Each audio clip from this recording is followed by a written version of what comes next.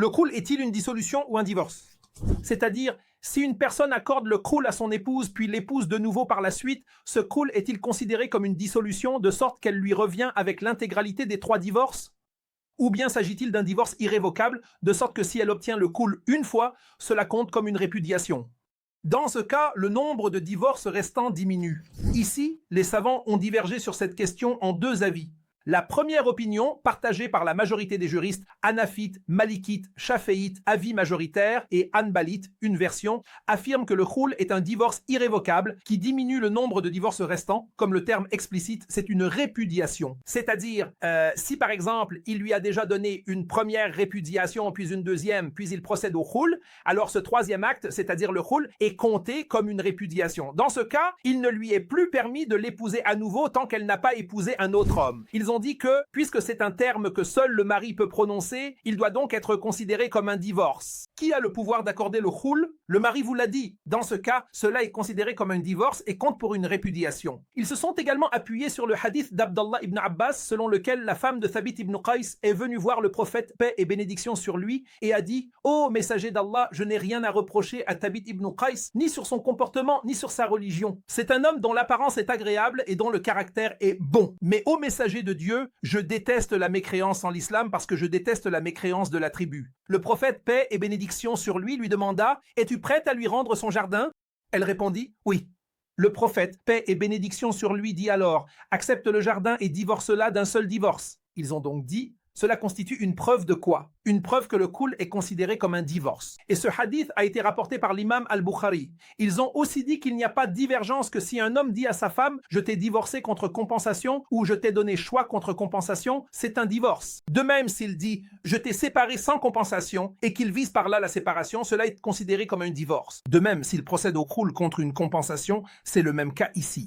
Ils ont également dit qu'il est rapporté d'Ibn Abbas, bien sûr ce récit attribué à Ibn Abbas est très faible, que le prophète, paix et bénédiction sur lui, a considéré le khul comme un divorce irrévocable. Mais ce hadith a été rapporté par l'imam ad-Daraqutni et l'imam al-Bayhaqi avec une chaîne de transmission très faible.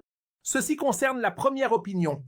La deuxième opinion est celle de certains savants chafites, et c'est l'avis adopté chez les hanbalites, ainsi que l'avis de Daoud ibn Ali al-Zahiri, ibn Taymiyyah, ibn al-Qayyim et de nombreux autres savants, et cela représente en fait le consensus des compagnons. Et cette opinion est correcte. Ils ont dit que le khul est une dissolution du mariage et non un divorce.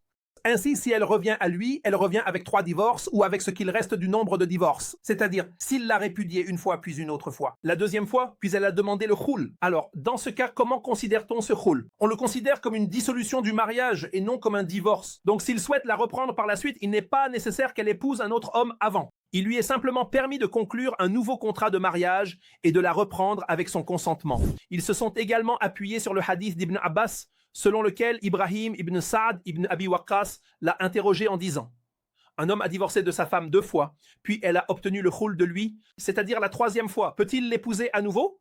Il a répondu « Oui, qu'il l'épouse. Le khul n'est pas un divorce. Dieu Tout-Puissant a mentionné le divorce au début et à la fin du verset, et le khul entre les deux. Donc le khul n'est rien, n'est pas considéré comme un divorce. » Puis il a dit « Le divorce est permis 2 fois. Alors c'est soit la reprise avec bienveillance, soit la libération avec bonté. Et il ne vous est pas permis de reprendre quoi que ce soit de ce que vous leur avez donné, sauf s'ils craignent de ne pas observer les limites de Dieu. Si vous craignez qu'ils ne respectent pas les limites de Dieu, alors il n'y a pas de faute pour eux dans ce que la femme donne en compensation. Cela reste une dislocation. Ainsi, le divorce a lieu 2 fois, et ceci est un khul. Puis il a dit, s'il la répudie une 3e fois, elle ne lui sera plus permise tant qu'elle n'aura pas épousé un autre mari. Et ce hadith est authentique, rapporté par l'imam Abderrazak et l'imam al-Bayhaqi. Ils ont donc dit que Dieu, exalté soit-il, a mentionné 2 divorces, puis le khul, puis un autre divorce après cela.